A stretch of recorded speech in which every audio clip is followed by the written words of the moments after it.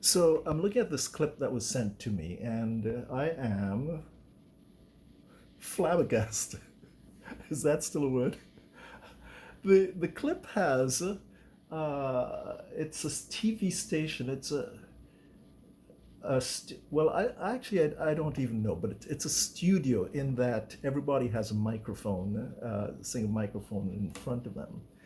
And the gentleman in the room, I actually recognize. One is Junie Liebert. I got reacquainted with him at a netball function. In fact, I took a picture with him, and I almost didn't recognize him because he had made the the biblical change to is hanging on to the locks, the dreadlocks, and decided that um, decided this wasn't the time for him. So he shaved his head, and at the time that he shaved his head, I realized that he looked like a different person. In fact, somebody asked me after the picture, asked me if we were brothers. Well, we brothers of the baldness, but I let me say this. I remember Junie from when I was a kid, and I remember Junie for singing a calypso, and I remember the lines of the calypso. It said, "In the dead of talking Stokely, but in the night, sweet whitey."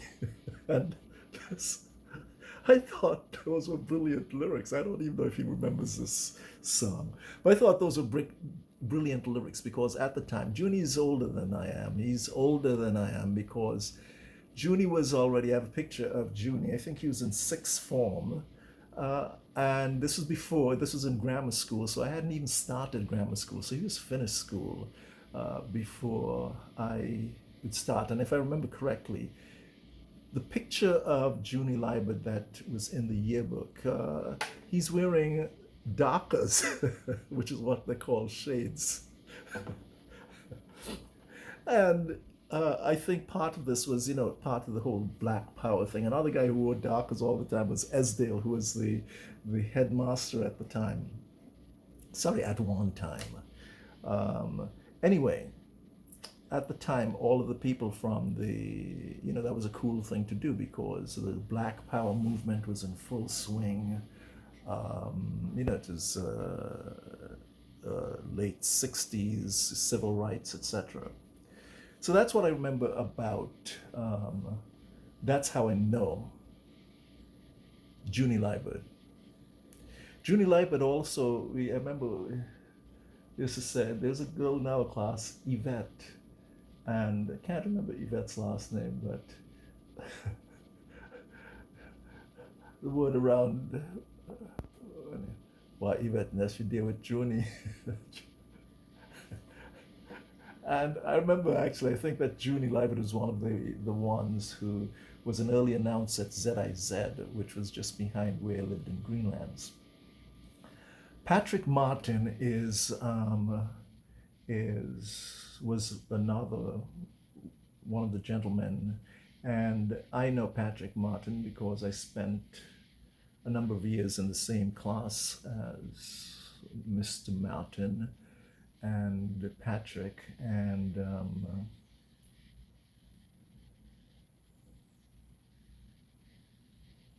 observed certain traits about Patrick, and that I, kind of kept to myself. I remember one time Patrick had a fight outside the yard with Kurt Fleming, and Kurt had been telling me that if you have a fight, once you put somebody in the scissors is you have them between your legs, you lock your feet, you lock your ankles, and then you just bring your knees together. So it's a scissors, and they can't escape from that. And during the fight, it was close. It was under the tree where Mrs. Alfred would take us outside sometimes. And Kurt kind of put Patrick, ended up into the scissors. And that was the end. Like there's a a howl and a tap out, and that was the end of the fight. This is pre-MMA and pre-things. Remember, I'd never seen anything like this because I certainly hadn't gone to the movies and wasn't interested in fighting. Sam Condor is, I met in Toronto. This was the first meeting with him in Toronto. And I met Sam because he'd come to Toronto. This is Toronto, Canada. He had come to Toronto with a gentleman by the name of Lawrence, Edmund Lawrence, Sir Edmund Lawrence. Let me not forget the honorifics, which people down here in St. Kitts take so seriously. And they were doing a presentation, and part of the presentation was, I don't know, an update on St. Kitts, but basically consider coming back to St. Kitts or investing in St. Kitts. They're looking for money. And one of the things that, one of the programs that came up was a place called Beacon Heights, which Sam was in charge of, and which was a development of housing. And as soon as I heard real estate, I said, look, let me have a conversation with you, because if you're trying to market these things down in St. Kitts or from St. Kitts, I don't know who your marketing team is, but I'm from St. Kitts and I've never heard of these people or Beacon Heights or anything. And how is it that you can be marketing something in St. Kitts and I'm in real estate in Toronto? And I'm from St. Kitts and I've never heard of it. So whatever marketing program you have is weak, Mr. Condor. And I have a suggestion for you. And I had brought with me to a subsequent meeting that we had set up a meeting, and I brought with me a woman who was in marketing. She was accredited. She had her marketing credentials, and not only that, was working for a top-notch marketing firm in Toronto, a firm which did marketing for lawyers. Now, Sir Edmund Lawrence, when I went up to them, said, "Oh, Walwyn, yes, I remember your dad was one of the first people to buy shares from me in the bank that I made." So I said, "Oh, this is the guy who had the bank." And I recall that I had some shares in this bank that was called National Bank. Not a lot of shares, but prescience. I was always amazed at the kind of perspicacity that my dad, St. Clair, had in purchasing these shares on the first go around, which meant, first of all, I know my dad didn't have a lot of money. So the fact that he was able to see this and purchase shares was helpful for me a number of times during in following years, because I just let that money sit there and accumulate. It was EC dollars, etc. So I said, yes, I remember St. Clair, and he told me a bit about my father. So I told him, look, I'd like to have a talk with you. Are you writing a book or anything? Because anybody who starts a bank in St. Kitts, I want to hear. I love stories, so tell me the story.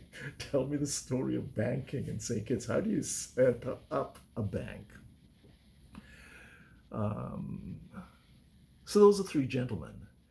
DIASPOREan is somebody that I heard about, but I know Astaphan from, I don't know, some Astaphan guy you used to see in Toronto in interesting locations around, the subway, Yonge and Wesley.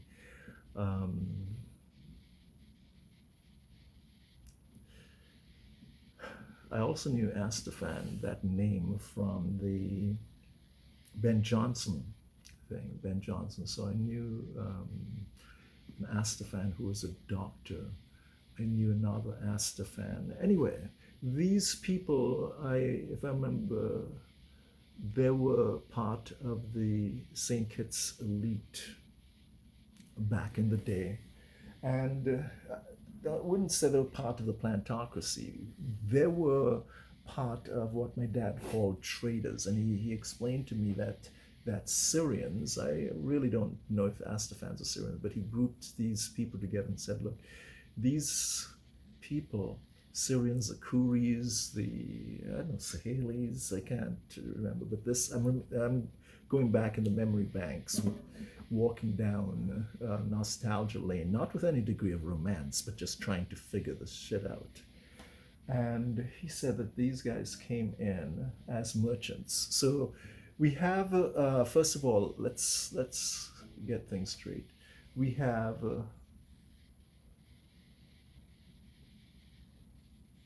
plantation owners in St. Kitts who have vast amounts of land. These people were generally British, white. You had Syrians who came here, you had merchants who came here from everywhere to trade, textiles especially, and just goods in general, dry goods. All of them had stores in Bastille. So as growing up, if you wanted, you go down to Kuri's. Kuri that I remember was also a good cricketer. I remember, right, cricketer. He played cricket and had a spin bowler. I remember Kuri coming in. I think he was a right-hand spin bowler. Patrick, I figured to be, Patrick has to be the same age as I am. Probably by, I'm younger than he is by a couple of months. I know this because back in the day, age was a very important thing. So if you were the youngest in the class, it meant something. So people would actually quiz each other, anyway. To me, as long as you're within 5 years of each other, it doesn't matter. Like, I don't give a, those are the kind of interests that other people have. And Patrick's mother was also a teacher, as was Kurt's mom, Kurt Fleming, the guy who I think eventually married Sim Daniel's daughter. Anyway, I'm just going this again by memory. Now, here's the thing. These guys are waiting. This is a talk show. This is a call-in show. And these guys are waiting for Dwyer Astafan to call in. Now, I don't know how ridiculous this thing is, because with each call, there's a gasp of anticipation, and then Johnny, they realize it's not Dwyer. So there's a letdown. The air goes out, is sucked out of the room, and they get to tolerate this some pundit, who am I to fathom the workings of the minds of these people, who would come with talk all kinds of tripe, some of which had nothing to do with the subject at hand, which they seemed to really want to get down to. And they have a checklist, And this happened time and time. It's like, what kind of call-in show is this where you don't have somebody who is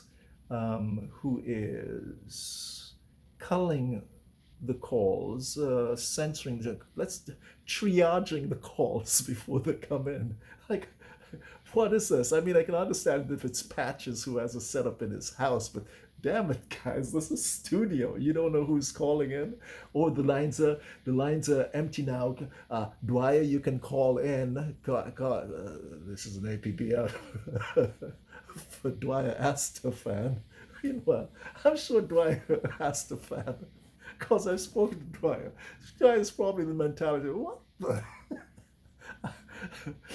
This is what, a call out show or a call you out show? Not only that. Anyway, I realized for the first time that these guys have no idea who's calling in. That seems kind of ridiculous to me, because if I was on a thing on live TV, I would sure as hell want to know. I need to have somebody who's telling me who is calling in, the person to whom the interlocutor who's going to call in, because I can then determine, okay, is this going to be sense, or is this somebody who's going to preach from the Bible and who's using my show as a platform for foolishness? That F sometimes comes out. The word I want is using my radio show platform for foolishness. The other thing is that you don't have a mute button, which is um, a live show, a live radio show. Sorry, anywhere else but St. Kitts. You're not going direct to air.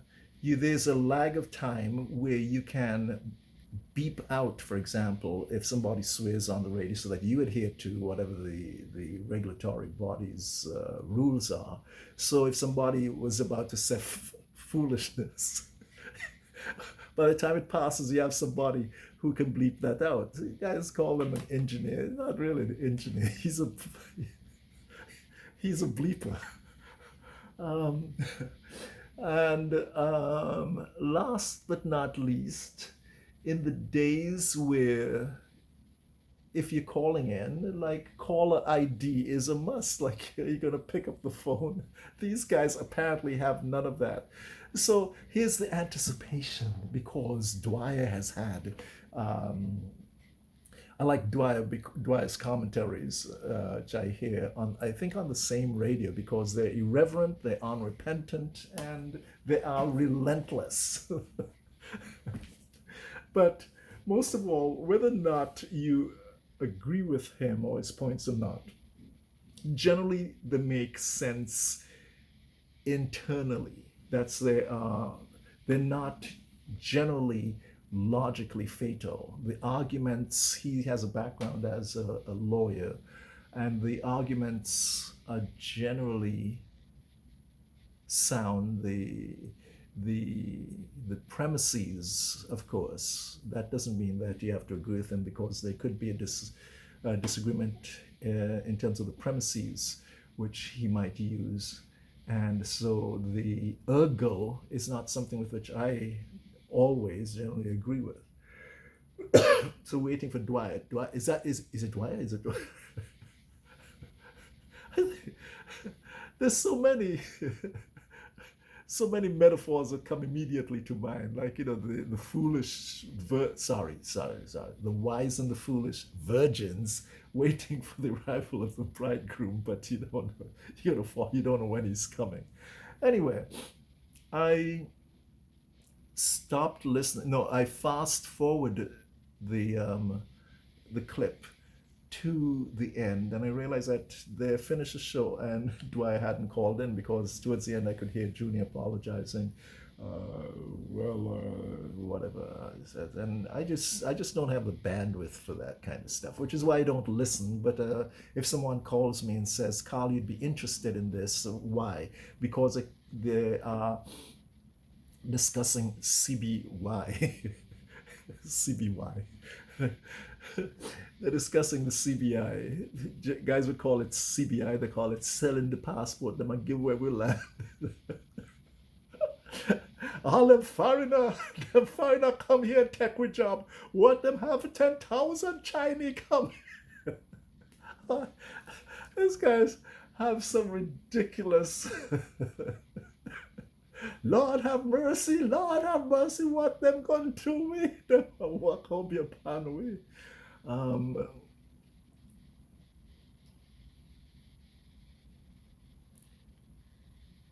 So let's stop there. Then I realized that that people, the general public, doesn't have a clue about what the whole CBI situation is. As one guy called in and said, I heard this guy call and say, yeah, or was it a lady? Sometimes I can't tell the voice. You know how they say, this is Mrs. Hello, this is Mr. You can't always tell by the voice in the alphabet age. Learn your alphabet, kids. Hello, this is Mr. Yes. No. My name is Mrs. or Miss. Call me Miss. Jesus Christ. Anyway, sometimes the ridiculousness of the situation makes me digress. So we have people, they don't know what the citizenship by investment is. But one guy who called and said, you know what? We didn't hear about this citizenship by investment before. So why them bringing it up now? We don't want to know. We never hear the numbers before. It's a classic. It's a classic St. Kitts move.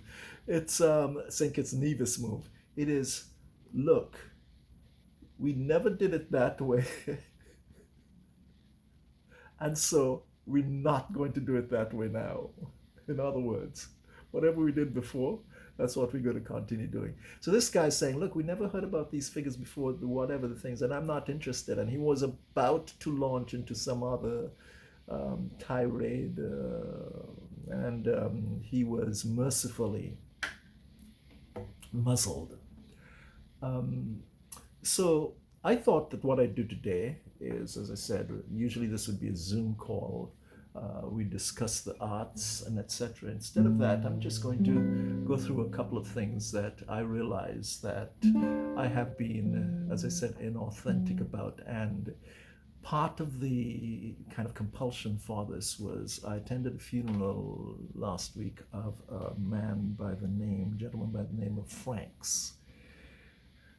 And Franks was someone who I'd see walking in Frigate Bay every day, and I always promised that I should have a talk with him. Once again, I wanted to tell me a story, tell me the story of, tell me about St. Kitts through your eyes. And generally when I meet these people, I'm in touch with these people, it's not a forum in which I can ask questions that I want to ask, because I don't want to ask the same old tired bullshit questions. I want questions that I have to be answered. And in this case, Mr. Franks, when he asked and I told him my last name, he asked me if I used to live in Greenlands, and then associated that house and that place with a certain political movement. So with the genesis, the beginning, the start of a certain political movement. So I was curious. I said, I have to have a talk with you about that. I'd like you to tell me more about that. And as life would have it, you think that other things are more important without realizing that the ship could leave at any time. And guess what? He died. So I will never again have the opportunity to engage him or ask him his thought, ask him, to tell me, don't worry, Carl, in the sweet by and by, when you're sitting at the feet of Jesus, you can ask him, this is a general thought. It's about my grandmother. Look, here's the thing. I can't confirm that Stanley and I are going to end up in the same place after death, because I know Stanley may have been a good guy, but I certainly am not meeting the qualifications for the entry requirements to get past security at the door. Now, there is hope, because I've told me that this place, this CBI place, Citizenship by Investment place, which is, the first CBI was actually started, I think, by Jesus Christ. He was, it was a real estate development. You go and he will go and prepare a place for you. He had a couple of international marketing agents, John the Baptist, who went out and said, look, man, you got to pay, because this place is huge. And they had a fee for getting in. You had to pay a 10% and a free will offering. That citizenship by investment, it was brilliant. In fact, 2,000 plus years after that initial kind of foray, the seminar that they had on the Mount. It's actually called Sermon on the Mount. They had what they call in the Citizenship by Investment. They had a seminar, a conference. And like any good conference, the thing that nailed it was the buffet, the all-you-could-eat buffet. And at this all-you-could-eat buffet, the developer was making his pitch, like Jesus said, look, man, I'm going to prepare a place for you that where I am, there ye can be always. In other words, look, this citizenship is legit. This is serious, legitimate real estate citizenship by investment program. Why? Because I'm from there. I'm building you, I'm doing a development where I am from. Okay? Now, I'm not building you a development somewhere else that I don't know. This is where I am, that where ye are, that where I am, there ye may be also. Look, you check the book if you don't believe the great book of antiquity. So that was the first citizenship by investment program that I ever heard about. Now, you never heard it in this light before, but part of the reason why I've decided to do these by myself, is that I can come up with ideas, a view on things, a second opinion, third, fourth opinion. I can come up with 10 opinions by myself, which I can bounce off myself without anyone having to object to it, and just letting the trajectory, the momentum of the ideas feed on themselves. So let's break it down. You have citizenship by investment, you have the real estate developer. You also have an international marketing agent. This was, you put John the Baptist, he was kind of on the forefront. He'd say, look, there's one coming with the citizenship by investment program, and you guys better get ready. He didn't mention the fee at that time. I don't think he ever mentioned the fee of 10%, but the 10% of earnings, and then anything that you feel you can contribute in order to help this citizenship buying program, you could use that, and we thank you for your free will offering. The other thing that the citizenship by investment program on the Mount at the buffet, and remember the buffet was simple, like you buy the water,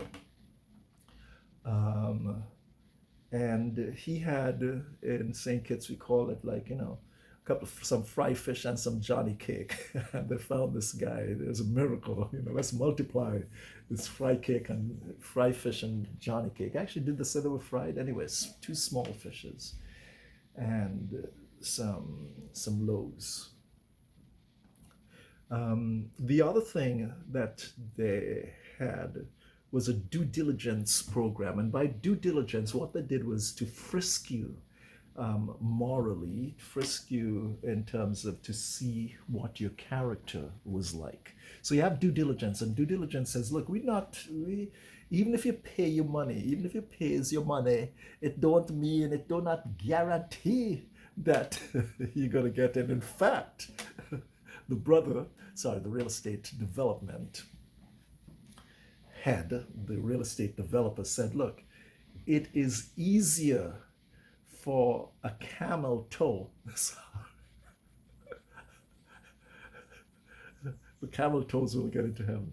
It is easy for a camel to squeeze through a needle's eye, and geographically, historically, the eye of the needle was actually a narrow passage through which camels would have to go through on their journey, whatever. It wasn't literally the eye of a needle, although metaphorically it is even more gripping if you think of the eye of a needle. But it's literally called the needle's eye because of the width of the passage through which the camels had to squeeze. Don't give your camel too fat.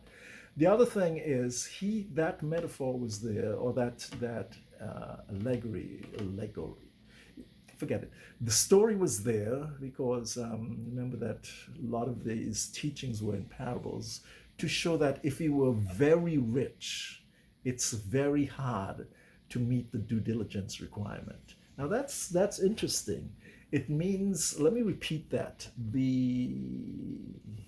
If you were extremely rich, what we call today and what we call back in the day of, like the rich young ruler, these were what we call high net worth individuals. And you could call them high net worth individuals, or we could call them ultra high net worth individuals. it was very difficult for the high net worth individuals to meet the requirements that the due diligence people, this these guys had serious due diligence. I mean, you talk today about Interpol, screw that. These guys had, you each assigned someone, that was fine. But also, they had an agent who was writing everything down in your life. Like you talk about surveillance, you talk about vigilance. These guys knew everything about you, like every little thing about you. This wasn't any joke. So this citizenship by investment now, I mean, who wouldn't want that? Here comes a guy. He's saying you don't have to come with any big gifts. You could get it on the future rent to own program, because they had different, programs. And with this program, you gave 10% whatever you made, and you gave that to the church. And sorry, you gave it. We'll come to that in a minute and see how when other international marketing agents, the Catholic Church, the Baptists, the not the Jehovah's Witnesses, but other people, actually the Jehovah's Witnesses as well, but they didn't really regard, as neither did those who, if you were reading the Talmud, the Quran, or the Great Book of Antiquity, depending on the version, the Book of the Maccabees, the ancient scrolls, etc. You had different international marketings who were all selling the same development, which was the heaven in the sky. Sorry, we don't know where it was. Heaven somewhere other than earth, right? So we're thinking about this. I said, so that is what citizenship by investment is all about. Let us review then the aspects of the first citizenship by investment program. Let us get the things in mind: the seminar, the invitation, the buffet, the due diligence people, the wealth management. We'll discuss all that, and I'll break this down and show you just exactly how it kind of played out. Because guess what? In the year 1984, you can check on that date, but in the small island of St. Kitts, St. Christopher, St. Cristobal, St. Christopher, coincidentally, but I don't think so, divine intervention, St. Christopher was a patron saint of travelers. So how potent a selling point is that the country, smallest country in the not the metaverse, in the Western Hemisphere, also has the name, which is derived from from the canon, Saint Christopher, who was a patron saint of travels. In other words, if you wanted to travel, whatever, so I'm told, you call on that saint because he's the one who's going to protect you. So how fortuitous or how divinely planned is it that nearly 2,000 years after the first program, you have the second program, the second manifestation of the program, who then assumed incorrectly that they were the first. And this is a common theme that you'll have throughout these discussions. The assumption that because you just come, you're the first one. That's going to be important in the last days, because heaven forbid, if you hear a trumpet sounding, everybody thinks it's the first trumpet. Oh boy, let me go, that's the trumpet, let me go, except it's a second trumpet. You ain't going nowhere. In fact, for the next 1,000 years, you're going to be chilling, according to the book.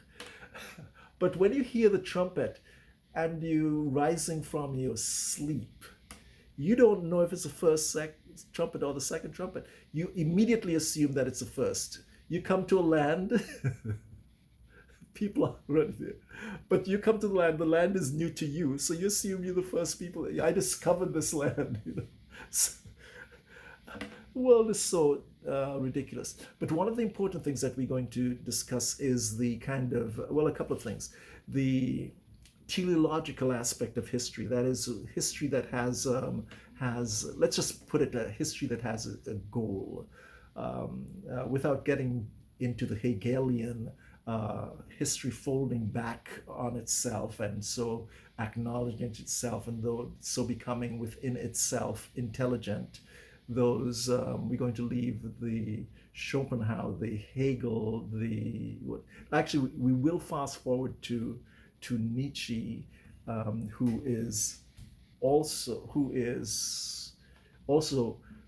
prehistoric, pre-existentialist, but he was the first one who suggested, with great temerity, with intrepid suggestion, that in fact we had constructed all of this, and so if the construct